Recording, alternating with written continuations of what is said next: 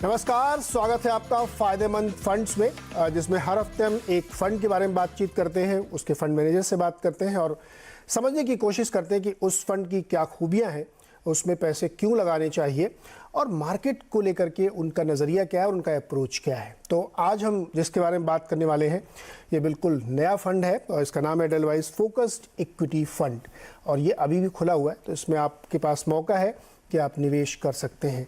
बातचीत हम करेंगे एडलवाइस के ही CIO इक्विटीज़ त्रिदीप भट्टाचार्य जी से। त्रिदीप सर, बहुत बहुत स्वागत है आपका फायदेमंद फंड्स में। और चूंकि फंड आपका खुला हुआ है, इसमें बहुत सारी बातें हमें करने की होंगी, लेकिन इससे पहले कि हम डीप डाइव करें फंड की तरफ, हम पहले थोड़ा समझना चाहते हैं कि इस मौके पे जब आप ये लॉन्च कर रहे हैं, लेके आए हैं, तो मार्केट पे आपका नज़रिया क्या है। US के मार्केट देखिए एक अलग दिशा में अभी चल रहे हैं और हमारे बाज़ार अपनी एक अलग दिशा पकड़े हुए हैं इस वक्त।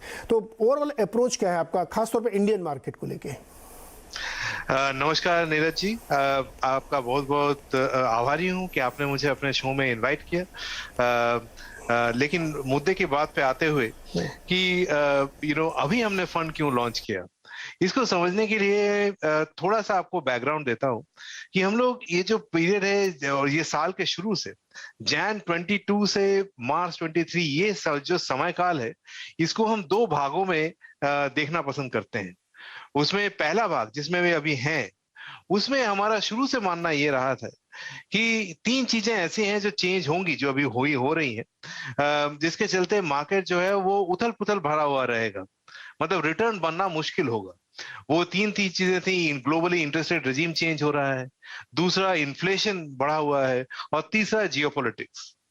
अभी ये व्यू हम साल के शुरू से कैरी करते रहे हैं और इसलिए हम लोगों को कहते रहे हैं कि थोड़ा संभल के SIP या STP में निवेश करें एज अपोज टू लमसम। लेकिन जो गुड न्यूज अभी, जैसे हमारी आपकी बात हो रही है आज के काल में, वो ये है कि हम इसके फाइनल 2-3 महीने के अंतराल में हैं और 2-3 चीजें जो है चेंज हो रही हैं। वो ये कि पिछले एक महीने में अगर आप इंडस्ट्रियल कमोडिटीज देखें, जैसे स्टील हुआ, कॉपर हुआ, इनके प्राइसेस जो है 10 से 25% नीचे गिर चुके हैं।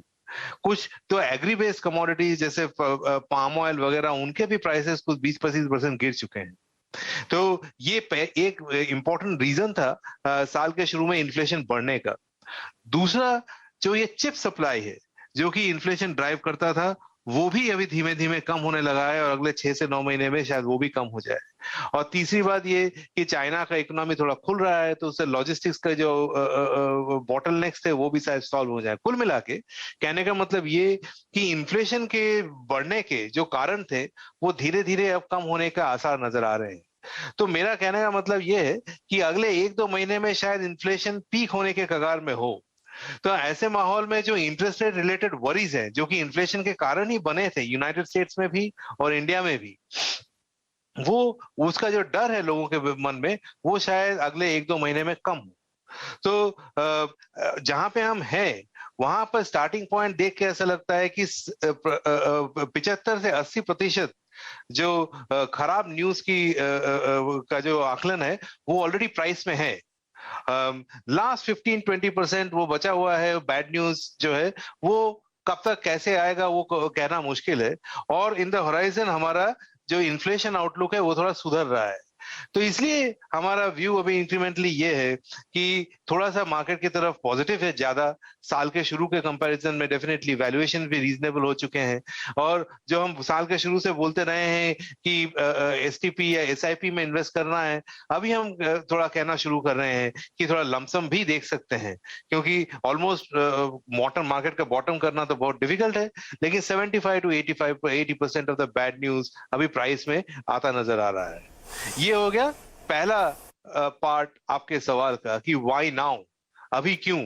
तो वो ये कि वैल्यूएशंस रीजनेबल है और बैड न्यूज काफी हद तक प्राइस में है। दूसरा, अगर आप पूछे कि 3 साल पॉइंट ऑफ व्यू से ऐसी क्या चीज है जिसको देख के लगता है कि मार्केट में पैसा डालना चाहिए बनिस्बत की बाहर रहना चाहिए, तो मैं ये कहूंगा कि इंडिया की जो अर्निंग्स की स्थिति है वो शायद अगले 2-3 सालों में काफी बेहतर हो सके।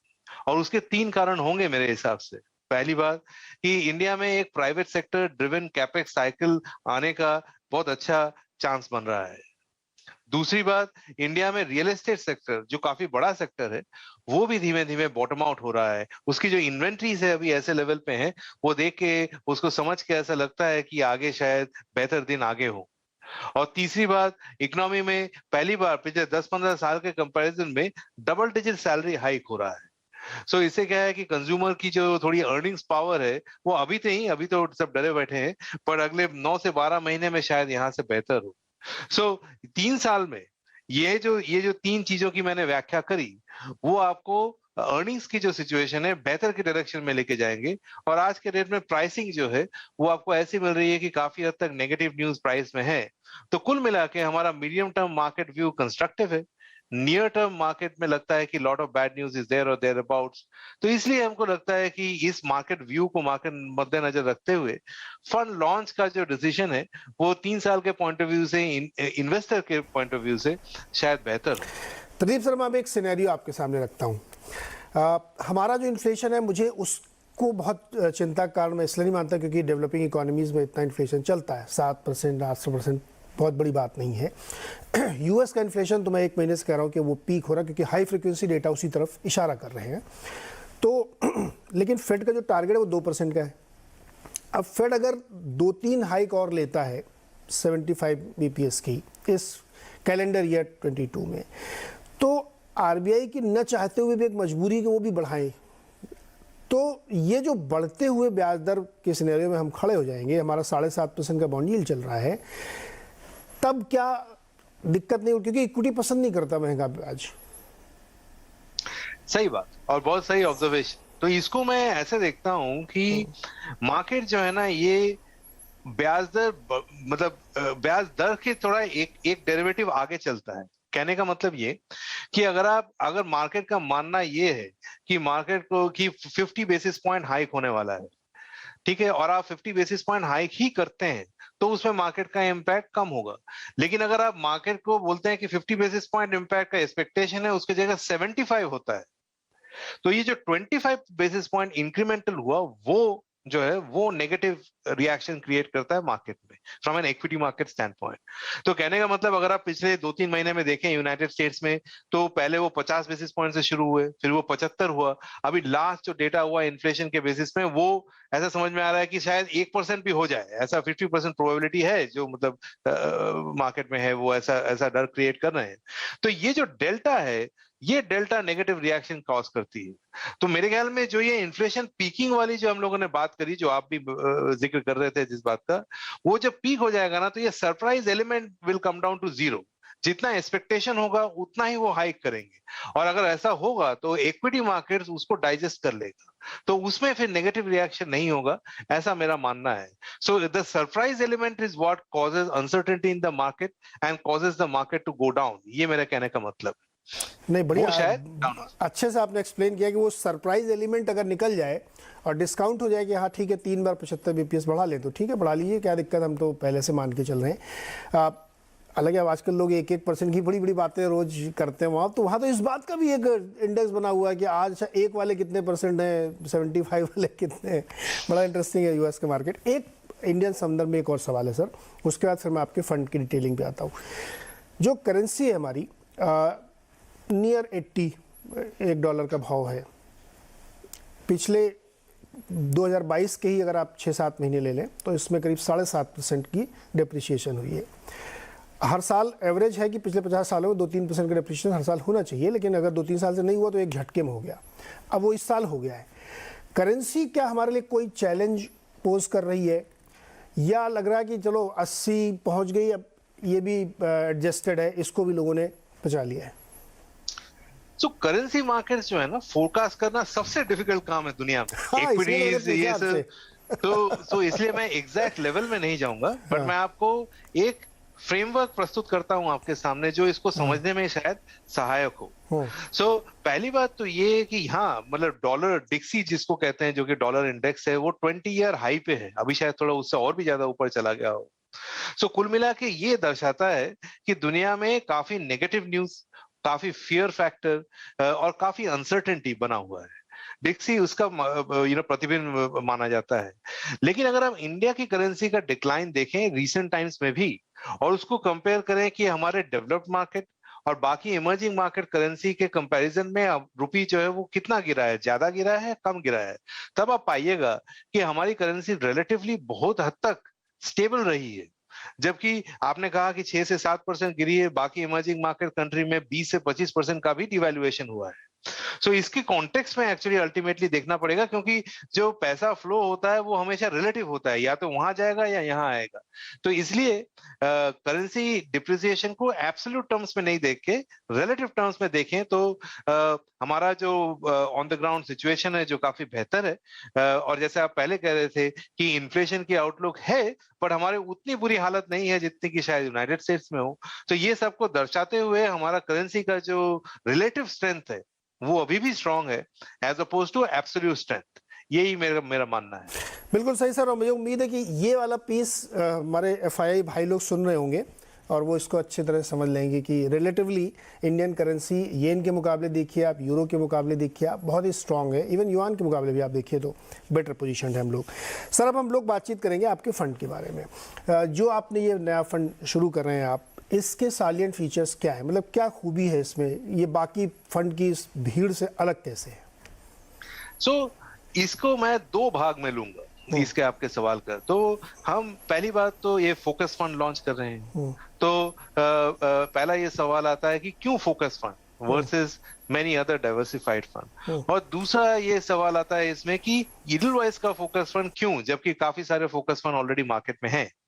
तो आपके ये क्वेश्चन का दो भाग में उत्तर देते हुए मैं कहूंगा कि फोकस फंड इसलिए क्योंकि मतलब एक स्टडी मैंने देखी थी कुछ समय पहले जो मेरे साथ अभी भी रहती है, मेरा काफी उस पर ध्यान रहा है, वो ये कि हालांकि वो की गई यूनाइटेड स्टेट्स के मार्केट में, क्योंकि वहां पे काफी लंबा डेटा मिलता है। तो एक साइंटिस्ट हैं, उन्होंने फाइनेंशियल साइंटिस्ट हैं, उन्होंने ये समझने की कोशिश करी कि 100 साल का अगर यूएस का रिटर्न देखें तो उसमें कितने प्रतिशत स्टॉक्स जो हैं वो सारे पूरे मार्केट का रिटर्न को एक्सप्लेन करते हैं। और जो उनका आउटकम आया वो बहुत ही सनसनीखेज रहा, सो मच सो कि वो काफी सारे एकेडमिक जर्नल्स में पब्लिश हुआ। उसका आउटकम ये था कि only 4% of the stocks explain 100% of market returns over a period of close to 100 years. बाकी जो 96% है, the 96% of the stocks, their returns match just the T-bill returns.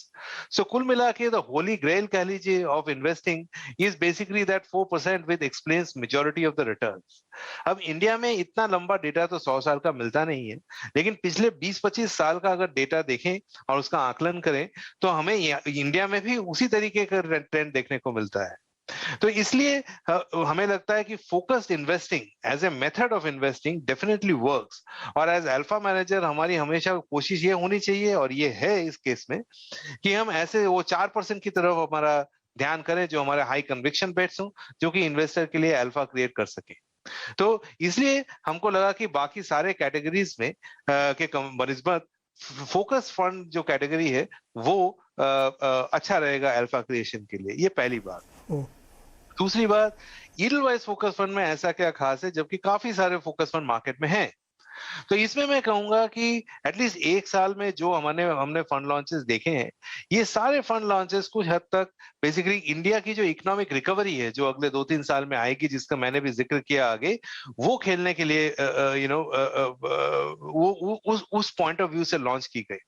Whereas जब हमने अपना जो थोड़ा सा डिफरेंशिएट करने का कोशिश किया, उसमें हमने ये कोशिश करी है कि हम वैसे थीम्स खेलें जो कि इंडिया के इवोल्यूशन को ठीक से दर्शाती हो। सो इसका मतलब ये कि 10 साल पहले शायद हम एक रोटी कपड़ा और मकान इकोनॉमी थे, आज हम एक एस्पिरेशनल इकोनॉमी है। मे बी अगले 20 साल में हम एक मैच्योर इकोनॉमी बनने की तरफ जा रहे हैं, लेकिन जो थीम अभी एप्लीकेबल है वो शायद बाद में 20 साल बाद एप्लीकेबल ना हो। तो ये सिनेरियो को ध्यान में रखते हुए, अभी इंडिया की इवोल्यूशन को ध्यान में रखते हुए, हमने 3 थीम डिसाइड किए हैं जो हमें लगता है कि आज के डेट में सबसे इंपॉर्टेंट है from A wealth creation stand point. ये थीम्स हैं ब्रांड्स, मार्केट शेयर गेनर्स और इनोवेशन। सो हम जो अपने फोकस फंड में, जो कि ये 25 से 30 स्टॉक का एक पोर्टफोलियो होगा, हम हमारे स्टॉक्स को इन थीम के अंतर्गत जो स्टॉक्स बनते हैं उसमें हम इन्वेस्ट करने की कोशिश करेंगे और वो उसमें इन्वेस्ट करेंगे। ऐसा करने से हमें लगता है कि ये जो थीम है ना, ये अगले 2-3 साल के परे है। इसका मतलब ये है कि ये 10-15 साल तक वैलिड रहेंगे इंडिया में, नंबर 1।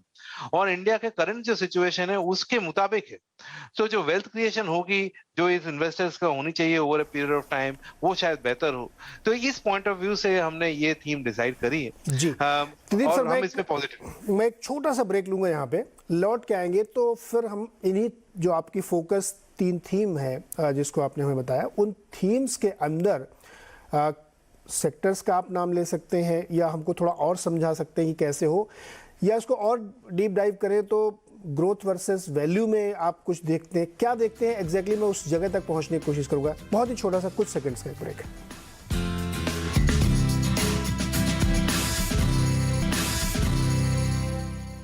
स्वागत है एक बार फिर से आपका फायदेमंद फंड्स में, और आज हम बातचीत करें एक नए फंड की जो अभी खुला हुआ है जिसमें आप निवेश कर सकते हैं, और ये समझने की कोशिश करें कि इस फंड की खूबी क्या है। एडलवाइस का फोकस इक्विटी फंड है। प्रदीप सर हमारे साथ हैं। प्रदीप सर, हमने ब्रेक से पहले बातचीत की कि फोकस क्या है, थीम्स 3 रखेंगे आप, कुछ स्टॉक्स का पोर्टफोलियो होगा और वो उस थीम 10-15 साल तक कम से कम वैलिड रहेगी। आप इसको थोड़ा सा और करीब ले जाते हैं, ये समझने की कोशिश करते हैं कि उसमें कौन से सेक्टर्स हो सकते हैं, ग्रोथ वाले स्टॉक्स होंगे या वैल्यू वाले स्टॉक्स होंगे, या मैंने पूरे गुलदस्ते में से मेरे को 3 फूल चुनने, उसमें सारे कोई फार्मूला नहीं लगा, जो सबसे अच्छा करें वो 3 फूल ले लूंगा मैं, ये ऐसा आपने बनाया? इसमें जैसे मैंने कहा कि हमारे 3 थीम्स होंगे। एक होगा ब्रांड्स, दूसरा होगा मार्केट शेयर गेनर्स और तीसरा होगा इनोवेशन। इन 3 थीम को अगर हम एक डीप डाइव करें तो आप पाइएगा, और हमारा ऐसा मानना है कि अगर हम एक एक थीम करके लें तो पहला ब्रांड्स। मुझे लगता है कि इंडिया का जो अभी करंट मौजूदा हालात है उसमें जो पर कैपिटा जीडीपी है ये 2000 है, और ये अगले 10 साल में ये 2000 के 4 से 4000 की तरफ अग्रसर होगी। इस कार्यकाल में और इस समय में मेरे ख्याल में जनरली इकोनॉमीज में देखा गया है कि जो ब्रांड एडॉप्शन है वो काफी बढ़ जाती है। ये B2C केस में भी वैलिड होती है और ये B2B टाइप ऑफ कंपनीज में भी वैलिड होती है। कुल मिला के ये बाकी कंट्रीज में जैसे साउथ कोरिया हुआ, यूनाइटेड स्टेट्स हुआ, पिछले 100 साल में भी इसको देखने को मिला है। तो इंडिया का जो करंट सिचुएशन है उसमें ये काफी हद तक एकदम फिट बैठती है। इसमें होगा ये कि कुछ कंपनीज जो आज के डेट में छोटे ब्रांड हैं वो अगले 10-15 साल में काफी बड़े ब्रांड बन जाएंगे, कुछ शायद देश में रहेंगे, कुछ बाहर हो जाएंगे, इस तरीके से। तो ये जो जर्नी है ये equity market point of view के लिए से अगर देखा जाए तो इन्वेस्टर्स के लिए काफी फायदेमंद हो सकती है, ऐसा हमारा मानना है। तो हमारे पोर्टफोलियो में कुछ स्टॉक्स इस टाइप के होंगे जो ब्रांड कहलाए जाएंगे। दूसरा मार्केट शेयर गेनर्स। ये पिछले 5 साल में अगर आप देखें इंडिया में तो एक मोदी कार्यकाल में तो एक बड़ी इंपॉर्टेंट चीज हुई, वो ये कि हर जगह कुछ ना कुछ रिफॉर्म देखने को मिला। चाहे आप डिमोनेटाइजेशन देख लीजिए, जीएसटी रिफॉर्म्स देख लीजिए, लेबर रिफॉर्म्स देख लीजिए, ऐसा कोई सेक्टर शायद अछूता नहीं रह गया जहां पे कि रिफॉर्म्स ना हुआ हो। इसका हम इन्वेस्टमेंट अगर पार्लर्स में देखें तो एक इसका इम्प्लीकेशन बहुत ही क्लियर है, वो ये कि जो ऑर्गेनाइज सेक्टर है वो काफी हद तक मार्केट शेयर गेन करेगी अनऑर्गेनाइज सेक्टर के बनिस्बत। ये जो हमारी दूसरी थीम है मार्केट शेयर गेनर्स की, इसमें हम उस टाइप के कंपनीज अक्रॉस सेक्टर्स खेलने की कोशिश करेंगे जो मार्केट शेयर गेन करती हुई नजर आएंगी अगले 10-15 साल। ये मार्केट शेयर गेन करते हुए मेरे हिसाब से पर्टिकुलरली सिक्लिकल कंपनीज में जो कि कायदे से काफी हद तक वैल्यू जोन में आती हैं, उसमें आपको देखने को मिलेगा कि कुछ कंपनी सिक्लिकली काफी बड़े हो जाएंगी अगर वो मार्केट शेयर गेन करती रहे तो। ये हमारा सेकंड थीम है और हमको लगता है कि इस एरिया में भी अगले 10 साल में पैसे लोगों की काफी बनने की आशा है। तीसरा थीम है इनोवेशन। ये इनोवेशन का जो थीम है ये जितना ग्लोबल है उतना ही लोकल है। इसका मूल सिद्धांत ये है कि पिछले 100 साल के बनिस्बत अभी जहां हम हैं सबसे ज्यादा डिसरप्शन देखने को मिल रहा है हर सेक्टर में। तो इसको हम खेलने की कोशिश करेंगे, कुछ कंपनीज जो कि प्रॉफिटेबल हो और साथ में ग्रोथ भी दिखाती हूँ। ऐसे लोग जनरली इनोवेटर नहीं होते हैं, इनको हम कहते हैं इनेबलर या फिर एडेप्टर। ये तो टाइप के कंपनीज होती हैं जो कि थीम जो इनोवेशन को पॉसिबल करवा पाती है लेकिन डायरेक्टली नहीं करती। ऐसे कुछ स्वीट स्पॉट हम ढूंढने की कोशिश करेंगे in this theme of innovation. तो कुल मिला के ये थीम हमारे मेन कार्यक्रम होंगे। प्रदीप सर, जो तीसरी थीम आपने बताया ना, बहुत इंटरेस्टिंग है, इसमें मैं बात करूं, लेकिन पहले एक बीच में क्वेश्चन आ गया मेरे दिमाग में कि कुछ कंपनियां बिना प्रॉफिट कमाए मार्केट शेयर गेन करने की कोशिश कर रही हैं और दावा करती हैं, और वो इनोवेटर्स नहीं है। क्या आप उन पर फोकस करेंगे? जी, हमारा जो एडलवाइज एमएफ में जो एक इन्वेस्टमेंट फिलॉसफी है या प्रोसेस है, उसमें दो चीजों पे बहुत बड़ा ध्यान है। पहली बात ये कि हम उसको फेयर इन्वेस्टमेंट फ्रेमवर्क कहते हैं, बट उसका ज्यादा समय ना लेते हुए उसके दो इंपॉर्टेंट पार्ट्स हैं, which is a acceptable price और दूसरा रोबस्टनेस। ये रोबस्टनेस वाला जो थीम है, उसमें हम वही कंपनीज में फोकस करते हैं जहां प्रॉफिट बन रहा हो, जहां पे रिटर्न बन रहा हो। तो बेसिकली ग्रोथ के साथ में प्रॉफिटेबिलिटी और रिटर्न रेशियो, आरओई, आरओसी, ये भी इंपॉर्टेंट है। तो इसलिए इस तरफ जो टाइप की कंपनीज आप फोकस बोल रहे हैं, उसमें शायद हमारा ध्यान कम हो। और दूसरी चीज ये है, जो एक्सेप्टेबल प्राइस वाला जो पोर्शन है, उसमें हम वैल्यूएशन पे हमारा खासा ध्यान रहता है। जबकि हम ये थीम बोल रहे हैं, उसमें हम बहुत ज्यादा महंगे स्टॉक से दूर रहने की कोशिश भी रहेगी। तो मैं सोचा कि इन दोनों को आपको हाईलाइट करूं। नहीं, बिल्कुल सही सर, बहुत ही संक्षेप में जवाब दीजिएगा। जो इनोवेशन वाली कैटेगरी आप में, उसमें एक्चुअली बहुत अच्छा क्लियर डिमार्केशन है कि इनेबलर है, एडाप्टर है या इनोवेटर हो। जो इनोवेटर है तो वो बहुत लंबे समय तक नुकसान में रहता है, उसके बाद वो रोबस्टनेस उसके अंदर आती है और वो बड़े बड़े दावे करता है। तो कैच देम यंग वाला फार्मूला यहाँ नहीं लगता है। फिर तो लगता है कि जब वो मेच्योर हो गया हम तब उसमें जाएंगे, और तब वो इनोवेटर नहीं रह जाएगा, फिर वो एडाप्टर या एनेबलर हो या कुछ और बन जाएगा। तो इसको बहुत संक्षेप में समझाइए, इसमें कैसे डिमार्केट करेंगे आप? तो इसलिए हम ये कह रहे हैं कि इनोवेटर की तरफ हमारा रुझान कम होगा, हमारा ध्यान इनेबलर या एडाप्टर की तरफ ज्यादा होगा।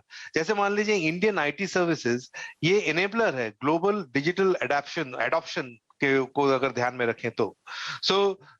हम इनेबलर्स या ऐसी कंपनीज जो नट्स एंड बोल्ट्स प्रोवाइड करती हो to make the innovation happen, उसमें हमारा फोकस ज्यादा होगा, एज अपोज टू जो वो कंपनीज जो आपने डिस्क्राइब करी, जिनको काफी इन्वेस्ट करना पड़ता है to make things happen, which are called innovators. Correct. अच्छा सर, इसमें बहुत अच्छी बात है, समाप्त करेंगे हम लोग। इंडिया की आईटी सेक्टर ने इसका बड़ा फायदा उठाया, मतलब चूंकि डिसरप्शंस बहुत होते हैं टेक्नोलॉजी में, तो डिसरप्शन से जूझते रहने से बेटर है कि आप सर्विस प्रोवाइडर बन जाए, और उसका बड़ा बम्पर फायदा उठाया इन्होंने। तो खैर, ये थीम भी एक पकड़ेंगे। सर, बहुत बहुत शुक्रिया हमारे साथ जुड़ने के लिए, और प्रदीप सर ने बहुत ही विस्तार में और बहुत ही अच्छे से समझाया कि 3 थीम पे हम फोकस करेंगे, और बहुत बड़ा पोर्टफोलियो नहीं, कुछ 20-25-30 शेयर रखेंगे, और वो 10-15 साल तक की थीम वाले स्टॉक होंगे जिनकी थीम वैलिड होगी। तो ये एक नया फंड है, इस पे आप पैसे लगा सकते हैं, सोच सकते हैं। आपको शो में हमने विस्तार से समझाया, आप और उसको थोड़ा पढ़िए, समझिए, और लोगों से राय लीजिए। लेकिन एक बेहतरीन फंड मुझे लगता है, क्योंकि फोकस्ड होके मार्केट में जब आदमी जाता है तभी उसकी वेल्थ क्रिएट होती है। प्रदीप सर, बहुत बहुत शुक्रिया हमारे साथ जुड़ने के लिए और ये सारी जानकारी हमारे साथ शेयर करने के लिए। नमस्कार।